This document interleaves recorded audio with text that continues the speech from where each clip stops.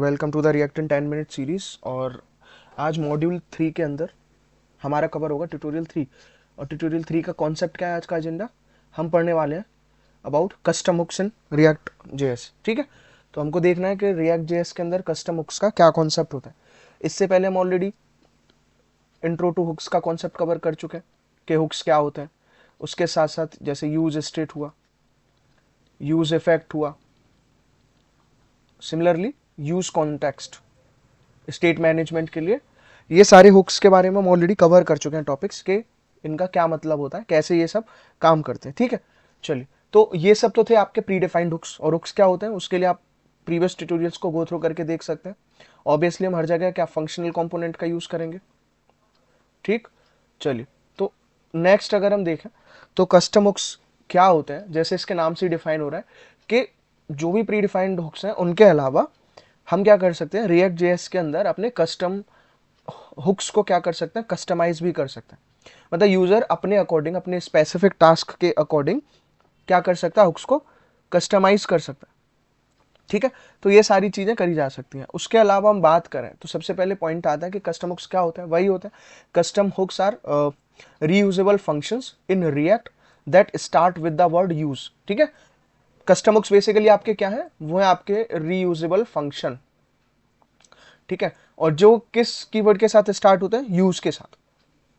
ठीक है, ऑल दो जितने भी आपके हुक्स हैं वो सब यूज से ही स्टार्ट हो रहे हैं, लाइक यूज रेफ, ठीक, यूज कॉन्टेक्स्ट, सब जगह यूज का ही यूज हो रहा है यहाँ पे। ठीक है, यूज स्टेट।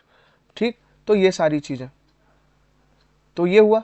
अब इसके अलावा हम नेक्स्ट पे देखें तो उसमें और क्या है कि and allows you to extract and share logic across multiple components. ठीक है, तो इनकी हेल्प से हम क्या कर सकते हैं कि जो भी लॉजिक डिफाइन करते हैं किसी एक, मान लो एक हमने कोई भी एक हुक क्रिएट करा, ठीक है, और जो फिर जो उसका जो हमारा फंक्शनल कंपोनेंट होगा उसको हम ग्लोबली कहीं भी क्या कर सकते हैं, एक्सेस कर सकते हैं या फिर यूज कर सकते हैं। ये उस चीज का एडवांटेज होता है। तो क्या है, they let you create your own hooks by combining existing hooks like use state, use effect and use reference. ठीक, तो ये सारी चीजें हम हुक्स के अंदर करते हैं।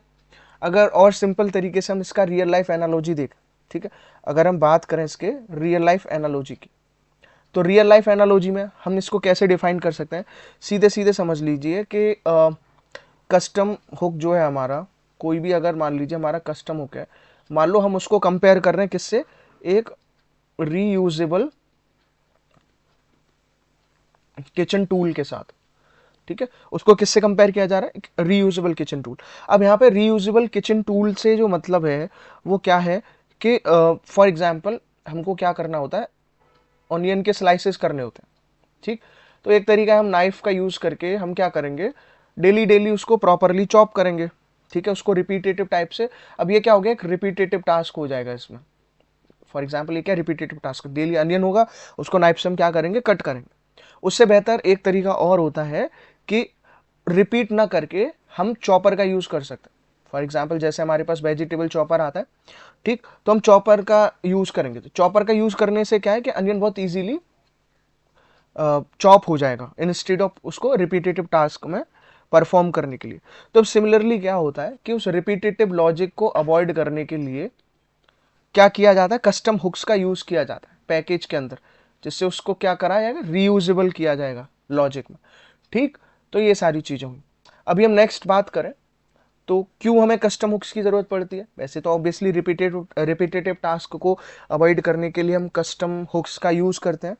उसके अलावा और क्या किया जा सकता है इसमें।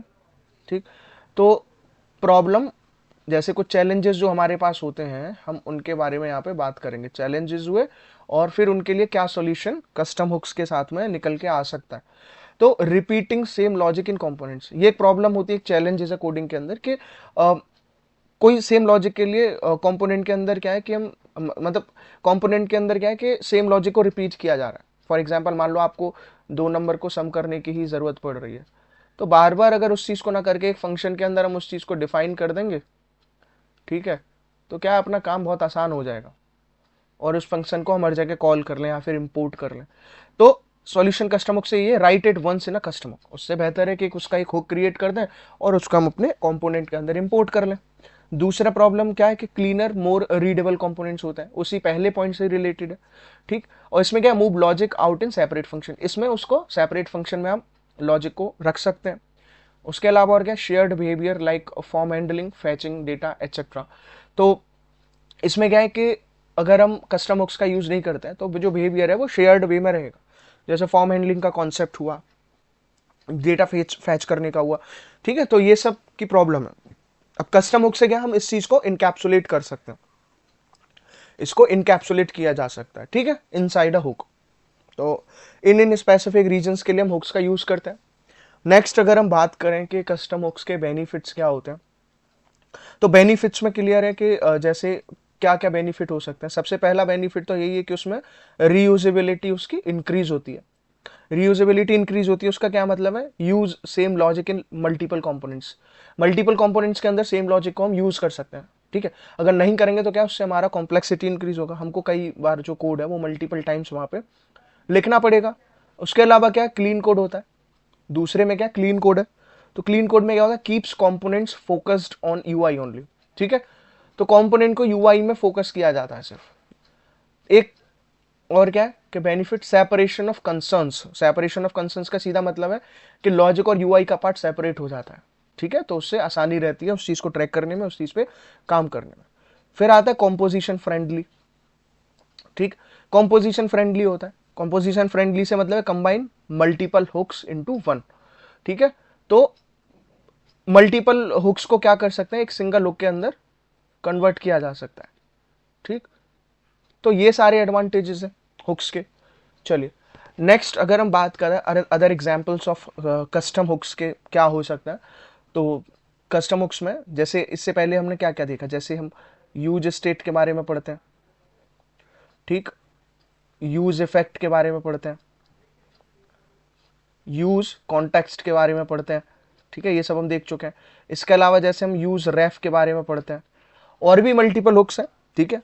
अभी जैसे आगे स्टेट मैनेजमेंट का एक टॉपिक आएगा, उसके अंदर हम इन सारी चीज़ों को डिटेल में देखेंगे कि कैसे स्टेट मैनेजमेंट के लिए मल्टीपल हुक्स का यूज होता है, ठीक। तो वेरियस कस्टम हुक्स में आता है, जैसे आपका एक यूज फैच होता है। तो यूज फैच का काम क्या है, यूज फैच का काम है handle API फैचिंग logic.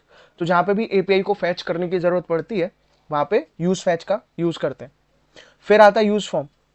Use form का काम क्या है, manage form state and validation. जो भी फॉर्म की स्टेट रहेगी उसको मैनेज करना और उसके साथ साथ वैलिडेशन को मैनेज करना। तो ये सारी चीजें यूज फॉर्म की हेल्प से होती हैं, ठीक है। वैलिडेशन में जैसे मान लो आपने कुछ ईमेल लिखना है, ठीक, यहाँ पे आपका एक ईमेल का फील्ड है और एक आपका पासवर्ड का फील्ड है, ठीक। और उसके अलावा एक मान लो आपका सबमिट बटन हो गया। तो सबमिट बटन में क्या है कि जब तक अगर कोई सी एंट्री यहाँ पे ब्लैंक रहेगी तो फॉर्म आपका सबमिट नहीं होता है, ठीक है। तो ये फॉर्म वैलिडेशन हुआ। या फिर अगर आप ईमेल जनरेट करना चाह रहे हैं तो हम वहाँ पे दे सकते हैं कि जैसे @ सिंबल लगाना जरूरी है, अगर उसके बिना कोई ईमेल आ रहा है तो वहाँ पे उस चीज़ को वैलिडेट करवा सकते हैं, ठीक है। पासवर्ड में आप दे सकते हो कि मिनिमम आपको 8 कैरेक्टर्स चाहिए, स्पेशल सिंबल्स चाहिए। तो ये सारी चीज़ें वैलिडेशन के अंदर आती हैं।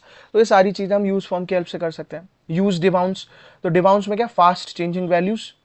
और यूज प्रीवियस से क्या, stores and access previous values, ये सारी चीज़ें। यूज लोकल स्टोरेज, यानी कि सिंक्रोनाइज कर सकते हैं स्टेट को विद लोकल स्टोरेज।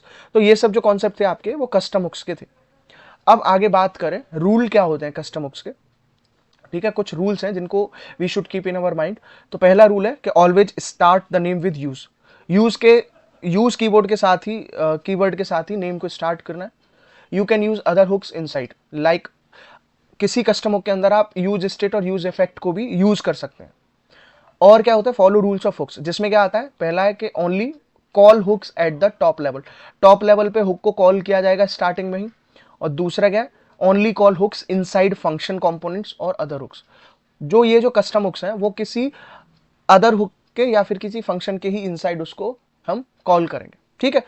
तो ये सब हुआ। अब हम इसको एग्जाम्पल की हेल्प से, कोड की हेल्प से देखेंगे। तो मैं आपको एक प्रॉब्लम स्टेटमेंट बताता हूं कि हम करने क्या वाले हैं, ठीक है।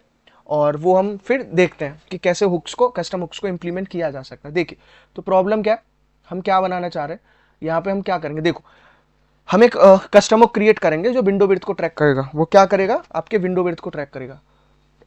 Hook to create and track window width. Window width से सीधा मतलब है कि हम एक कोई भी एक विंडो विड्थ डिफाइन करेंगे, उसके बाद आप उसे फोन में ऑपरेट करो, मोबाइल स्क्रीन पे, लैपटॉप पे, टीवी पे, कहीं भी, या फिर आप स्क्रीन को मिनिमाइज करो, छोटा करो, जैसा भी करो, तो उसकी विंडो जो कंटेंट है वो सेम रहना चाहिए। ठीक, इस तरह से हमको एक हुक डिफाइन करना है, डिजाइन करना है। और दूसरा हम क्या करेंगे, उसको use it in a component to display the current width. अब एक हुक क्रिएट करने के बाद उसको एक कंपोनेंट के इनसाइड हम यूज करेंगे, इनसाइड कंपोनेंट उस चीज को यूज किया जाएगा। और फिर तीसरा क्या है, हम इसके साथ साथ सारे स्टेप्स को क्लियरली देखेंगे। तो ये हम बनाने वाले हैं। अब इसका जो फोल्डर स्ट्रक्चर रहेगा, देखिए वो कैसे रहेगा। जैसे जो हमारी रिएक्ट ऐप होती है, रिएक्ट ऐप जो होती है उसके अंदर हम क्या करेंगे, जो हमारा एक मेन एसआरसी फोल्डर होता है, एसआरसी फोल्डर के अंदर मैं एक नया फोल्डर क्रिएट करूंगा हुक्स नेम से। और उस हुक नेम के अंदर, उस हुक फोल्डर के नेम के अंदर सपोज मैं एक फाइल क्रिएट करूंगा यूज विंडो, ठीक है, use window width dot JS. ये क्या होगा मेरा, ये होगा मेरा कस्टम हुक। ये चीज क्या होगी, ये होगी मेरी कस्टम हुक। और इसके अलावा एसआरसी के अंदर एक फोल्डर और होगा हमारे पास, जिसको हम कंपोनेंट फोल्डर बोलते हैं, जो ऑलरेडी क्रिएटेड है। उसके अंदर एक फाइल क्रिएट करी जाएगी जिसको हम क्या बोलेंगे, विंडो विड्थ। ठीक है, एक हम फाइल क्रिएट करेंगे window width display dot JS. ठीक है, तो इस कस्टम हुक को कहाँ यूज करेंगे, window width display dot JS के अंदर। और एक हमारे पास और already app dot JS file होती है, जो जिसके अंदर हम इन दोनों जेएस फाइल्स को क्या करेंगे, इंपोर्ट करेंगे और फिर उनको रेंडर करा के देखेंगे क्या आउटपुट इसमें आता है। ठीक है, चलिए, तो टाइम ना वेस्ट करते हुए मैं चलता हूँ अपने वीएस कोड पे और इसका इम्प्लीमेंटेशन देखते हैं।